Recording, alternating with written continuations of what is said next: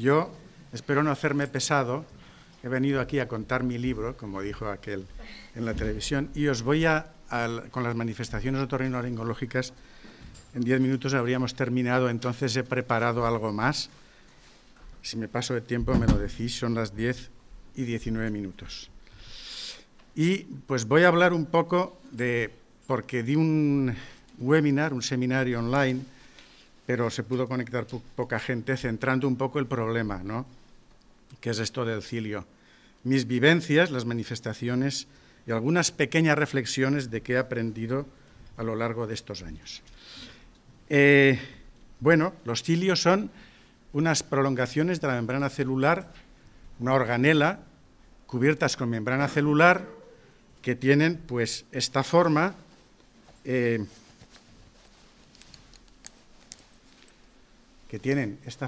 estos de una biopsia mía nasal, que tienen una parte intracelular, que es el cuerpo basal, y los cilios, y que vistos en microscopio de superficie son así. Son exclusivos de las células eucariotas, que son aquellas que tienen un núcleo definido, rodeado por una membrana celular. Y tienen, pues, esta configuración típica, que os ha explicado muy bien Sandra, en microtúbulos, que va variando a lo largo del axonema, con todos sus componentes, los brazos de dineína, que son los que mueven el cilio. De hecho, dineína viene de dine, fuerza, e ine, proteína, la proteína de la fuerza, la que mueve el cilio. Se han conservado a lo largo de la evolución. De hecho, el antepasado común parece que es este bichito, el LECA, Last Universal Common Ancestor, que ya tenía 2 cilios. Y parece, o sea, que hace 1000 millones de años ya había cilios. En el organismo humano hay muchos cilios. Los cilios que a nosotros nos interesan son los propulsores de moco, que están en toda la mucosa respiratoria: oído medio, rinofaringe, hipofaringe, parte de la laringe, fosas, senos paranasales y tráquea y bronquios hasta los bronquiolos terciarios. Luego tenemos otros que propulsan fluidos, también móviles, que son los que propulsan los espermatozoides, el óvulo en las trompas de Falopio, el líquido cefalorraquídeo en el cerebro. Tenemos los cilios nodales, que tienen las células embrionarias, que tienen un solo cilio, y que llevan a la célula al sitio donde el órgano se va a desarrollar. Por eso, si hay una discinesia, los órganos se disponen al azar, y el 50% hay situs inversus de estos síndromes. Y luego están los cilios primarios, con multitud de funciones, incluso en la división celular. Son mecanorreceptores, quimioreceptores. Y luego están todos los cilios sensoriales. El olfato, los receptores están en cilios. En la retina también hay cilios que son fundamentales. Su degeneración produce ceguera, la retinitosis pigmentaria.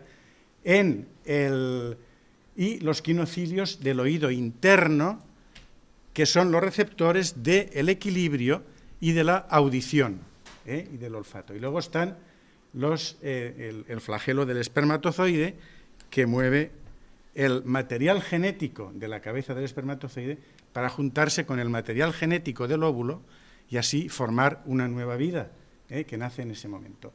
Tienen un movimiento distinto, pero la estructura es la misma o muy parecida. De momento que unos son móviles, que tienen 9 más 2 microtúbulos, y otros primarios, que muchos son inmóviles, y algunos móviles con un movimiento rotacional, como los cilios de las células embrionarias o cilios nodales. Las alteraciones producen muchas enfermedades raras, que no sabíamos por qué tenían esa combinación de síntomas y signos, y ahora sabemos que son por alteraciones del cilio, y dentro de ellas la ciliopatía, se llaman ciliopatías, del cilio móvil. La que a nosotros nos interesa es la discinesia ciliar primaria, que por supuesto tiene, aquí está lo más frecuente, más alteraciones genéticas y otras alteraciones ultraestructurales. De manera que esto son las manifestaciones de las ciliopatías. Las móviles, como la discinesia ciliar, pues producen infertilidad. En las mujeres, subfertilidad, porque el óvulo no se transporta bien hacia el útero por la trompa de Falopio, Y esto de la infertilidad, no todos los pacientes son infértiles, ¿eh? No todos. A no todos les afecta la movilidad del espermatozoide. O sea que hay pacientes con discinesia ciliar primaria que son fértiles. Esto hay que tenerlo en cuenta. Y infecciones, problemas crónicos de vías respiratorias y órganos de la lateralidad, como aparece en los dos tipos, ¿eh? Y algún trastorno genético cardíaco, que son las heterotaxias y otros. La hidrocefalia, yo jamás he visto un paciente con discinesia con hidrocefalia. Lo que pasa que, bueno, queda bien ahí porque parece que como mueve el líquido cefalorraquídeo también tendría que ocurrir, pero yo jamás he visto esto, ¿eh? La discinesia ciliar primaria es una enfermedad de transmisión hereditaria, principalmente autosómica recesiva, aunque hay otras formas, en lo que hay una incapacidad innata de que los cilios se muevan con normalidad, o son inmóviles, y produce un estasis mucociliar, a causa de alteraciones funcionales, estructurales o ambas, porque a veces no observamos la alteración estructural de los cilios. Así lo definió Afzelius, que como sabéis fue el primero que asoció el síndrome de Cartagener a una alteración de la ultraestructura del cilio. Algunos por eso lo llaman también síndrome de Afzelius. De manera que tenemos las ciliopatías móviles, que es la que vamos a hablar, trastornos de la lateralidad, aparte de los problemas respiratorios, infertilidad, hidrocefalia, muy raramente esto. Y están los cilios, las ciliopatías no móviles. Estos son los cilios que actúan como mecanorreceptores, captan influencias físicas, quimiorreceptores, funciones ligadas al transporte intraflagelar, en la retina, su degeneración, que no está asociada a la discinesia, ¿eh? O sea que no, que produce, cuando afecta a esto, afecta a las células de la retina, a los cilios de la retina y a los cilios del oído interno, y entonces produce el síndrome de Usher, que es sordera y ceguera, que es un trastorno del cilio y que las mutaciones son de proteínas ciliares, pero no tiene nada que ver con la discinesia ciliar primaria. Organizan la división celular y por eso aparecen tantos síndromes raros, incluso en algunos casos las alteraciones del cilio primario, no estoy hablando de nuestro cilio, producen cánceres múltiples. Muchos cánceres múltiples se asocian a mutaciones ciliares. Aquí tenéis cilios de la mucosa respiratoria con células productoras de moco, los cilios de las células nodales del embrión, de los túbulos renales, que si no funcionan se produce quistes, nefronoptisis, insuficiencia renal, cilios del olfato, cilios de la retina y cilios de la audición y del equilibrio del oído interno. Y en otorrinolaringología pues tenemos los cilios del olfato, los cilios del órgano del equilibrio, del órgano de la audición y los respiratorios. Esto es una célula caliciforme que secreta moco y estos son las células ciliadas. Nuestro interés es el cilio respiratorio, evidentemente, que es este ribete que cubre este epitelio pseudoestratificado, porque es columnar, pero como hay células basales, que son de las que se generan las células ciliadas, pues parece que tenga varias capas, y células caliciformes que generan el moco, ¿eh? Tiene esta forma, y lo vemos así, a menos aumento con este. Cada célula tiene unos 200 cilios que miden 6 micras de largo por 2 micras de ancho. Y cuando los primeros los primeros investigadores, Van Leeuwenhoek vio cómo se movían los cilios en el panadar de rana, con los primeros microscopios dijo, parecen campos de trigo batidos por el viento. Esto es epitelio nasal, esto es un campo de trigo de mi pueblo batido por el viento y veréis cómo se parecen a ello. El medio aéreo entra por la nariz. Ahora lo hemos aprendido con el COVID. Todo el medio aéreo entra por la nariz. La nariz no es un tubo, la nariz es un órgano respiratorio. No es tan importante como el pulmón, ya lo sé, pero tiene su importancia. Y todo entra por ahí, y hay que respirar siempre por la nariz. Inspirar y expirar. Jamás expirar por la boca, perdemos calor y perdemos agua. Cuando tú expiras por la boca, un día húmedo, haces una nube. Es calor y agua que pierde el organismo. Si expiras por la nariz, no se hace ninguna nube. La nariz se lo queda todo y lo utiliza para calentar y humidificar el aire en la siguiente inspiración. Eso que te dicen, inspire, expire, mal. Se hace todo por... Y en el ambiente hay de todo. Si aquí alguien estornuda o tose, pues todos vamos a respirar su saliva, su moco, todo, en pocos minutos. Y para filtrar esto está la nariz. Y para filtrar esto está el sistema mucociliar, que atrapa todo lo que entra por la nariz, hasta 10 micras de diámetro, y lo limpia con el sistema mucociliar. Toda esta mucosa está cubierta, la parte de más densidad ciliar es lo que conocemos como el cornete medio, meato medio, y de ahí cogemos las biopsias para estudio. La célula se mueve como un látigo, hace un latigazo. Un movimiento eficaz, llega arriba, plop, y arrastra el moco. Y luego se recupera y vuelve, plom, plom, plom, plom. A 60 hercios, eso si no es como una cámara de alta velocidad no se ve. Se genera una corriente mucociliar que drena todo hacia la faringe. Se traga y el pH ácido del estómago lo elimina todos esos gérmenes. Es súper eficaz este movimiento, lo podéis ver aquí, perdón, cómo se arrastran los hematíes de esta pequeña muestra de células ciliadas nasales, cómo arrastra los hematíes, y aquí cómo este debris celular es arrastrado por estos cilios. Pues así va limpiando constantemente el sistema mucociliar. ¿Cuáles han sido mis vivencias? En el año 1985, siendo residente, le dije al jefe de servicio y catedrático, don Jaime Marco Clemente, del Hospital Clínico Universitario de Valencia, que quería hacer la tesis y me dio este trabajo. Lo imprimió y me lo dio. Experiencias en la determinación del sistema del tiempo de transporte mucociliar nasal. Bueno, lo leí, a partir de ahí hice la tesis, escrita a máquina, como Dios manda, y que leí el 14 de julio de 1988 con un tribunal memorable, todos eran catedráticos de esos que cuando entraban en la habitación los enfermos se ponían de pie. Y bueno, pues esos son dibujos. Yo hacía los dibujos a mano, mi mujer, que era maestra y tenía buena letra, escribía. Bueno, el caso es que estudiábamos el transporte mucociliar, todo el sistema. Depositábamos en la nariz alguna cosita y veíamos cómo se arrastraba, por ejemplo, si era polvo de carbón vegetal, cuando aparecía en la faringe, si era sacarina, pues cuando nos decía el paciente tasto dulce, es que ha llegado a la faringe, y con eso terminamos el tiempo de transporte. Pero siempre pensando que la ideal sería estudiar la movilidad. O sea que esto es, la secreción tiene una capa soluble, líquida, y una capa de moco. Las sustancias se depositan ahí y se va arrastrando por los cilios.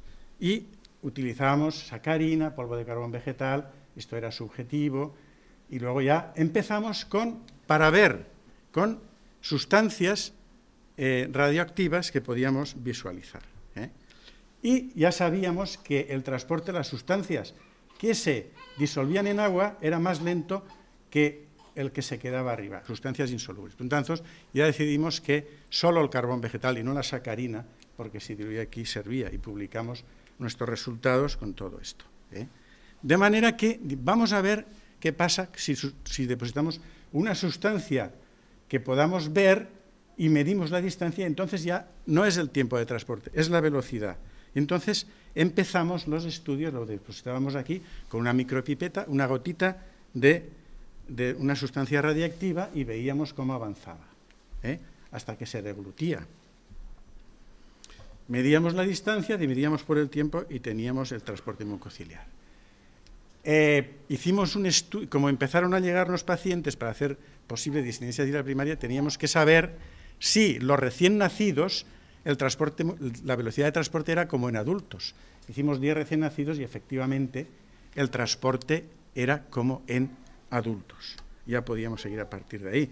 Hicimos estudios experimentales en conejos en el postmortem inmediato, que no los maltratábamos, morían sin maltrato, y hacíamos estudios, depositábamos en la tráquea polvito de carbón, depositábamos ahí distintas sustancias, medicamentos, y veíamos cómo afectaban sobre el transporte mucociliar, a nivel de la laringe, de la tráquea, y veíamos cómo el sistema mucociliar drenaba desde la laringe hasta el esófago. Bueno, pero ¿qué pasaba? Que esto tenía una alta sensibilidad pero baja especificidad. Quiere decir que si el transporte mucociliar era normal, no tenía una distinesia, pero si no era normal, si estaba alterado, podía ser por muchas causas, no por una distinesia, y entonces no podía ser porque sobrediagnosticábamos muchos pacientes. Hacíamos también estudios ya de microscopía electrónica. Se requiere una gran experiencia y entonces, además, es que los especialistas de anatomía patológica decían, oye, yo no puedo estar 5 horas para ver tus cilios. O sea, que era muy difícil aquello y además luego en muchos salía la estructura salía normal. Empezamos a participar en proyectos, como decía Sandra, hay muchos proyectos. En 1996 participamos en un proyecto europeo de estudio de los genes, que se describieron varios genes. Organizé una reunión en Valencia, en el Hospital General, este es su patio, y este es el famoso Afzelius, que vino y nos dio unas conferencias y esto. Bueno, era necesario encontrar un método que nos aproximara a un diagnóstico más específico y más inmediato. Y nosotros soñábamos con el estudio de la movilidad ciliar. A través de una beca FIS, pues pudimos contratar a unos ingenieros, transmitirles la idea y desarrollamos un software para estudio de la movilidad ciliar, con el que hemos estado trabajando muchos años. Y esto ya era otra cosa, porque claro, esto era una movilidad normal, no siempre es así de bonito, y esto era, se mueven los gérmenes, pero no se mueven los cilios.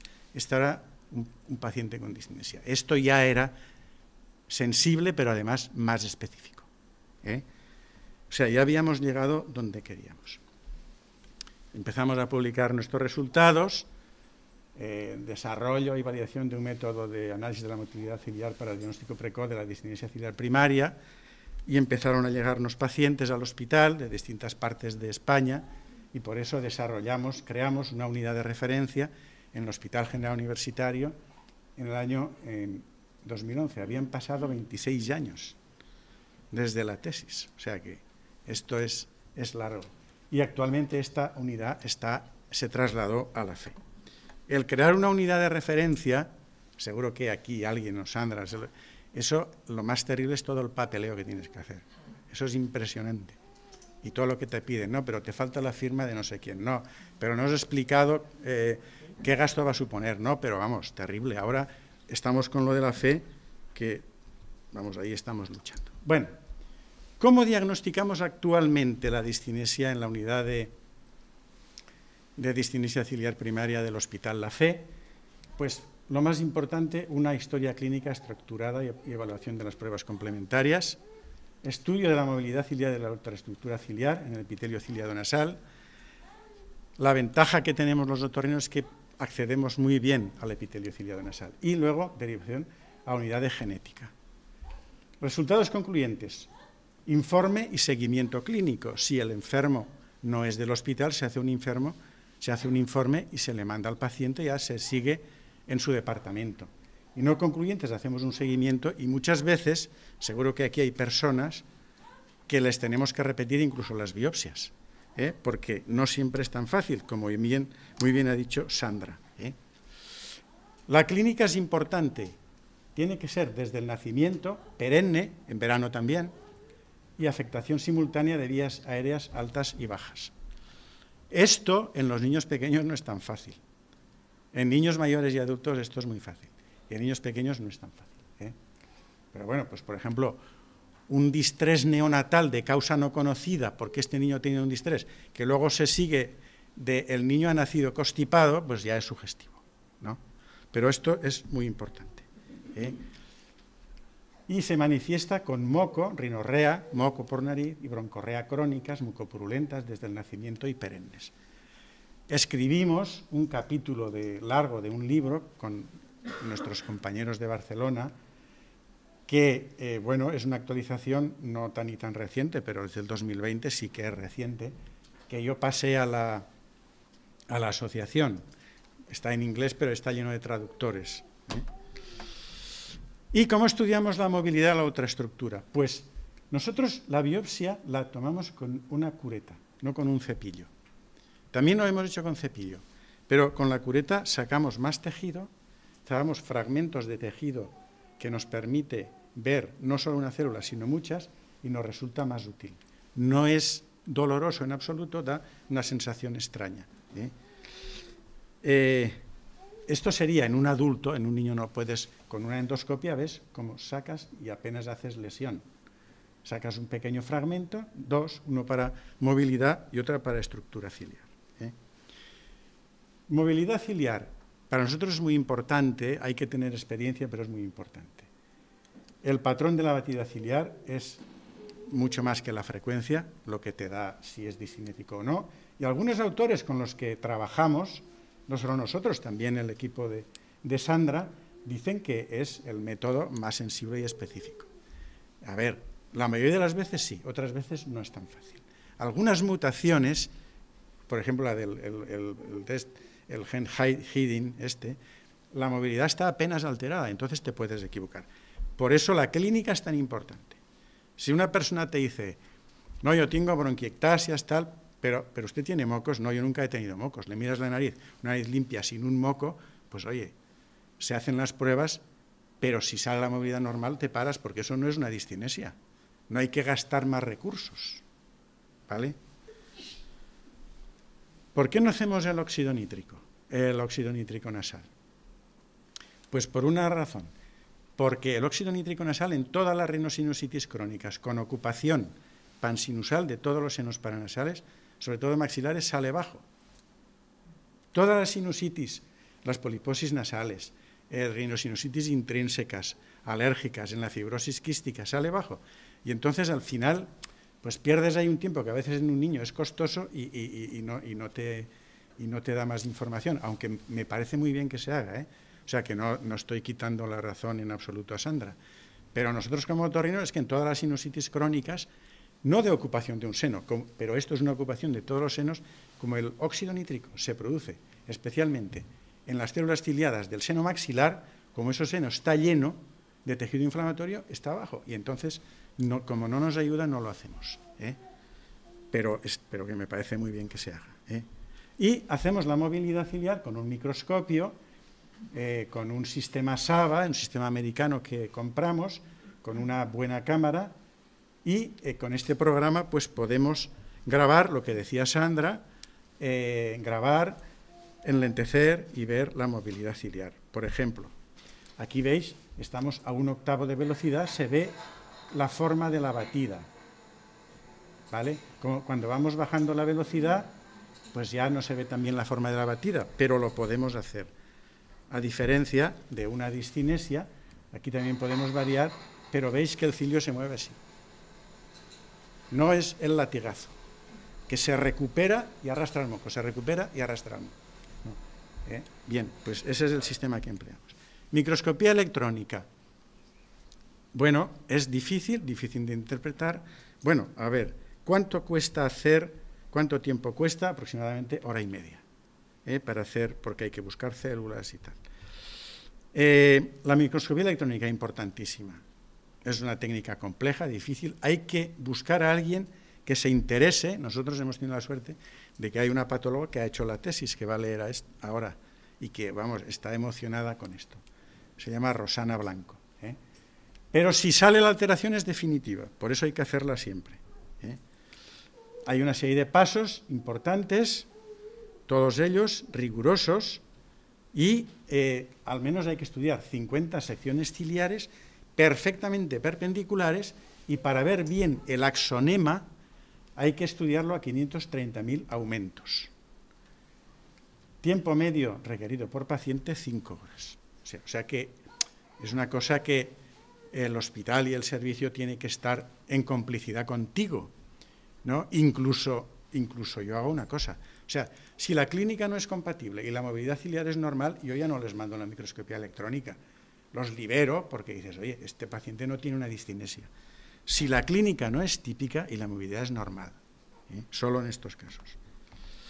¿Y cuáles son los parámetros que utilizamos para interpretar e informar la ultraestructura? Pues los definidos por la Sociedad Europea de Respiratorio. Defecto clase 1, defecto de los brazos externos e internos, o desorganización de los microtúbulos más defecto de los brazos internos, eso es diagnóstico y lo demás hay que tener otras pruebas diagnósticas. Esto, por ejemplo, sería normal. A ver, no todos los brazos de dineína se ven.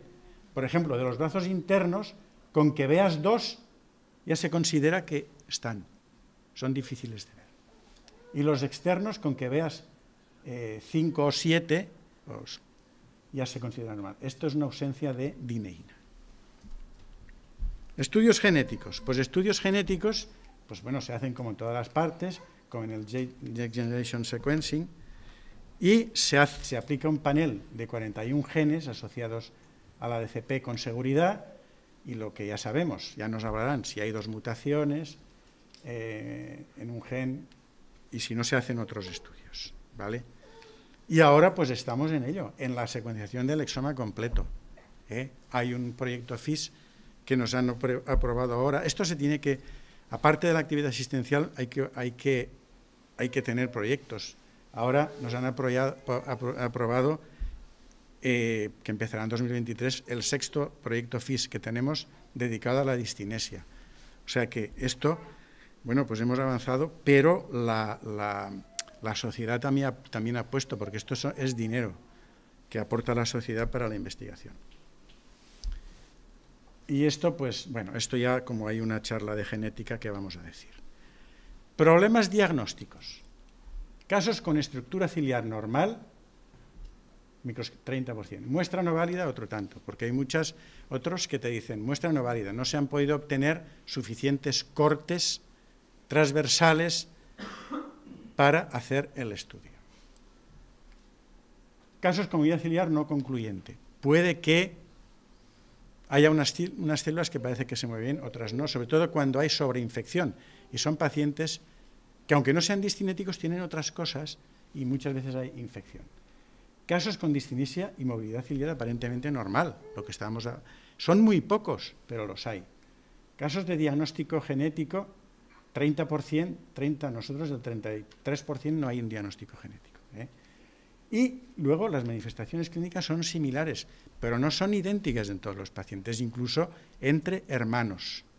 Hay diferentes grados de enfermedad, incluso con la misma mutación genética. O sea que no sabemos.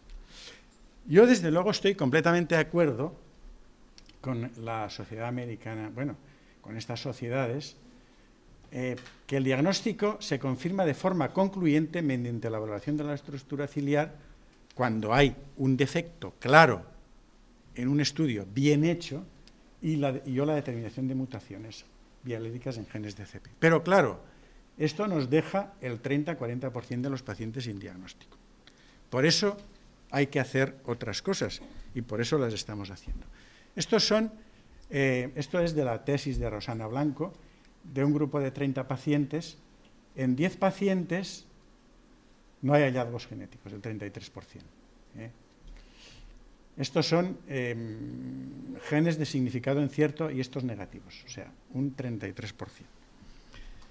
Y la microscopía electrónica, pues otro tanto. El 31% no se ven alteraciones en la microscopía electrónica. A esto habría que sumar los que la muestra no es válida para el diagnóstico. O sea que, en realidad, todo nos coincide con lo que está publicado y dice la literatura. Y ahora sí vamos a hablar de las... llevo 20 minutos, ¿no? Sí. Ahora vamos a hablar de las manifestaciones otorrinolaringológicas de la distinesia ciliar primaria. Son a 2 niveles. No afecta al oído interno, no produce sordera, no afecta al olfato, no produce anosmia, que otras ciliopatías sí producen. Rinosinusitis crónica, o sea, una inflamación crónica de las fosas nasales y de los senos paranasales, que es todo lo mismo, es la misma mucosa, es una continuidad. Los senos paranasales son hipoplásicos, por eso es tan importante la clínica, pero claro, lo que pasa es que en los niños los senos paranasales solo existen los etmoidales, pero ya un poco más adultos empiezan a aparecer. Son senos pequeños, sobre todo el seno frontal, y afectación de todos los senos. Todos los senos están llenos de un tejido inflamatorio. Esto se manifiesta clínicamente como un moco, rinorrea mucopurulenta, desde el nacimiento. No rinorrea acuosa clara como en la alergia. Eso no es la rinorrea de que vosotros lo sabéis mejor que nadie. Y en el oído medio, pues lo mismo, no funciona el sistema mucociliar del oído medio y de la trompa de Eustaquio y se queda una secreción dentro del oído medio, pues se llama otitis media secretoria. Y produce una pérdida auditiva, que es de leve a moderada, nunca es una pérdida grave, pero que en un niño sí que puede alterar el aprendizaje. Y consecuencia de este acúmulo de secreción en el oído medio, se producen otitis medias agudas de repetición. Puede haber otras formas de otitis crónica, por eso hay que vigilar la evolución, y ocasionalmente supuración óptica cuando hay una perforación timpánica en una sobreinfección.